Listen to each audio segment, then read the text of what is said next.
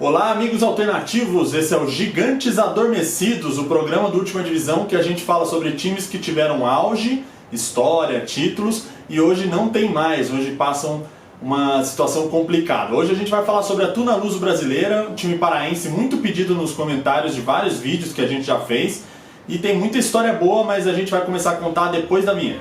Nós estamos empunhando a bandeira, comemorando a nossa vitória.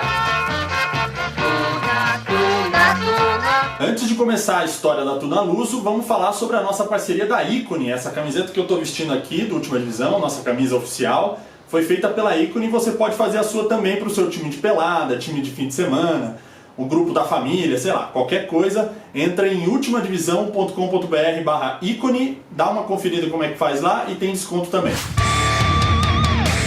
A Tunaluso brasileira foi fundada em 1º de janeiro de 1903, muito tempo atrás, tem muita história a Tunaluso. Aliás, ela começou com portugueses que moravam em Belém, a maioria era comerciante, e começaram como um grupo musical, algo muito curioso que explica inclusive o nome, porque Tuna é considerado um grupo de estudantes que faz música e viaja. Eles vestem umas roupas, né? Talvez venha daí a palavra túnica, não sei. Mas enfim, vamos dar uma olhada como é que funciona. Final de semana, na casa de praia, sobe estancando, amanhã de praia, vai pra balada, dança batistada, com a sua prima, até de madrugada. Burguesinha, burguesinha, burguesinha, burguesinha, burguesinha, burguesinha, burguesinha, burguesinha, burguesinha, burguesinha. Conta a história que o grupo foi formado por influência de um fato, e esse fato foi a chegada de um navio português no porto de Belém, naquela época. E vendo aquela cena, né, das pessoas confraternizando com os patrícios, chegando, indo e voltando, eles tiveram a ideia de formar essa agremiação. Aliás, a agremiação se chamava, no começo, Real Tunaluso Caixeiral, por causa dos caixeiros viajantes, que era a base da formação do grupo. Isso durou até 1910. A transição da música para o esporte na Tunaluso se deu em 1906, quando a agremiação começou a investir em esportes náuticos. Aliás, isso gerou uma rivalidade ali com o Clube do Remo, como o nome diz, também investia em esportes náuticos. E anos depois, já pelo futebol, essa rivalidade se transformou num clássico, que é o clássico Retu. O futebol, falando nele, se transformou em realidade na Tunaluso em 1915, mas ainda de forma recreativa, de clube. E só em 1930, ali, meados dos anos 30, é que começou a ser disputado de forma profissional. O grande primeiro auge da Tunaluso se deu em 1937 e 38, quando o clube ganhou o Campeonato Paraense, aliás, em 37 de forma invicta. Por conta da origem, a Tunaluso sempre adotou as três cores, né? O verde, o branco e o vermelho, nas suas cores de uniforme, etc. E vale dizer que a faixa que a Tunaluso usa, que é parecida com a do Vasco da Gama, tem a mesma origem, representava o caminho dos portugueses em direção às Índias. É uma história bonita. Em 1958, a Tunaluso foi campeã estadual e se classificou para a Taça Brasil de 1959, aquele que foi o primeiro campeonato brasileiro da história. Com isso, foi também o primeiro time paraense a disputar uma competição nacional em toda a história. Em 1985 aconteceu a maior glória da história da Tunaluso brasileira, que foi a conquista da Taça de Prata, equivalente à 2ª divisão do Campeonato Brasileiro naquela época, né? E era disputado de forma diferente e a decisão, na verdade, era um triangular final, né? E a Tunaluso disputou com o Goytacazes do Rio de Janeiro, Figueirense de Santa Catarina. Foi contra o Goytacazes, inclusive, que fez a partida final no Mangueirão lotado, onde venceu por 3-2 e tornou-se assim o primeiro clube paraense a ganhar um campeonato nacional. Em 1992, ainda que a Tunaluso tivesse um pouco em baixa, ela conquistou mais um título, foi a Série C do Campeonato Brasileiro e foi sobre o Fluminense de Feira de Santana, na final. O primeiro jogo lá na Bahia foi 2-0 para o Flu de Feira, mas na volta no Baenão, que aliás é o estádio do Remo, a Tunaluso virou, né, o placar agregado em 3-1, fez 3-1, e com o detalhe de que o gol saiu aos 49 do segundo tempo, o gol do título, né? E isso gerou uma comoção no estádio inacreditável, a torcida invadiu, começou a tirar os uniformes dos jogadores, mas o juiz não tinha terminado, então todo mundo teve que voltar para jogar mais 5 minutos, só que com o uniforme dos reservas emprestado. O outro detalhe curioso dessa final foi que as três torcidas do estado, né, Remo, Paysandu e a própria Tunaluso se reuniram nas arquibancadas do Baianão para torcer pelo time, aquele que era o representante do estádio na competição. 92 foi realmente o último suspiro da Tunaluso, com aquele título da Série C que a gente já falou. Desde então o time não conquistou mais nada, a não ser um campeonato municipal em 2007, algo relevante só localmente, né? E desde 2013 caiu para a Série B do campeonato estadual, né? do Paraense. E chegou a voltar em 2015, mas no mesmo ano caiu e nunca mais voltou. Já faz mais de 10 anos, inclusive, que não joga uma competição nacional.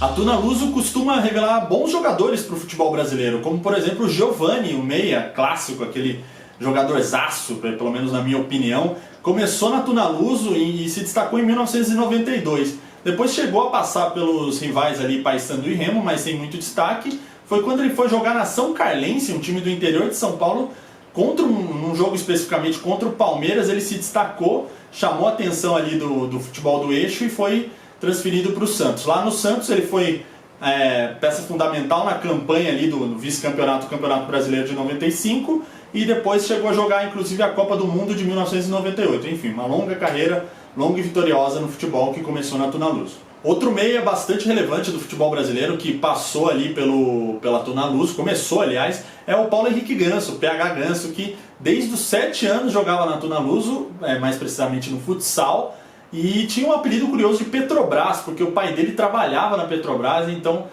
um técnico deu esse apelido e acabou pegando ali, mas não foi adiante, o PH Ganso foi mais forte.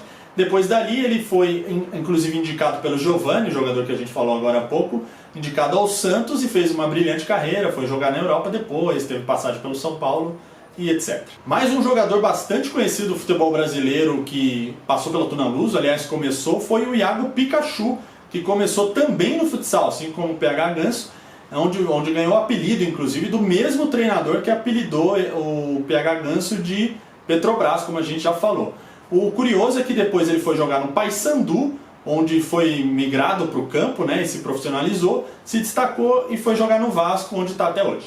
Outro jogador, esse mais alternativo, que começou na Tunaluso, nas categorias de base, é o atacante Charles, que é filho do ex-jogador Careca. Não aquele Careca mais famoso que todo mundo conhece. Esse Careca jogou no Paysandu lá atrás. E o Charles, ele começou ali na Tunaluso, se destacou, passou por alguns times de Portugal, até que ele foi parar no Celta de Vigo, onde teve um destaque grande, marcou golaço inclusive, e hoje ainda joga na Europa, ainda é um jogador brasileiro se destacando no exterior. Em 2017, a Tunaluso voltou à cena nacional de uma forma inusitada, pela novela das 9, né, A Força do Querer, a novela que tinha cenas gravadas lá no Pará, inclusive, e um personagem específico, o Abel, vivido pelo Tonico Pereira, ele era torcedor da Tunaluso e aparecia com a camisa do clube em várias cenas.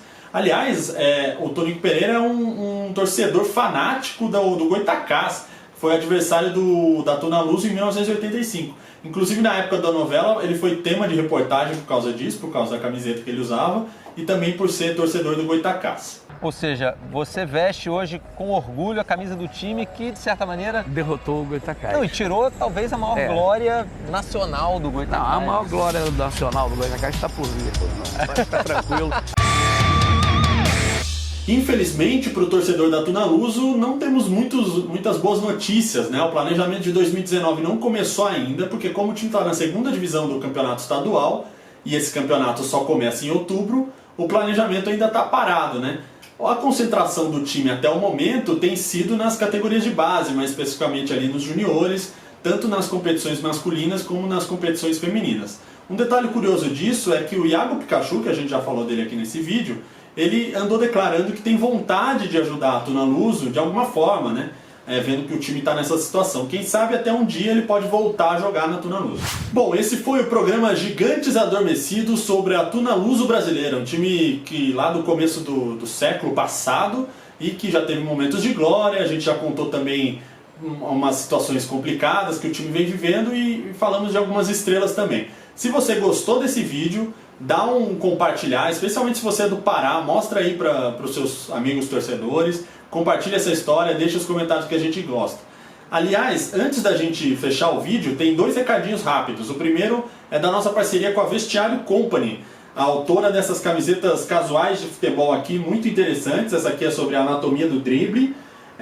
E que você pode comprar com desconto. É só entrar em vestiariofc.com.br e usar o código ULTIMADIVISAL na hora de fechar a compra. Fora isso, último recadinho, padrim.com.br/ultimadivisão é o nosso financiamento coletivo recorrente. Lá você colabora para a gente continuar produzindo bons conteúdos aqui no YouTube e ainda concorre a prêmios de acordo com a faixa que você investir. Dá uma olhada lá e participa.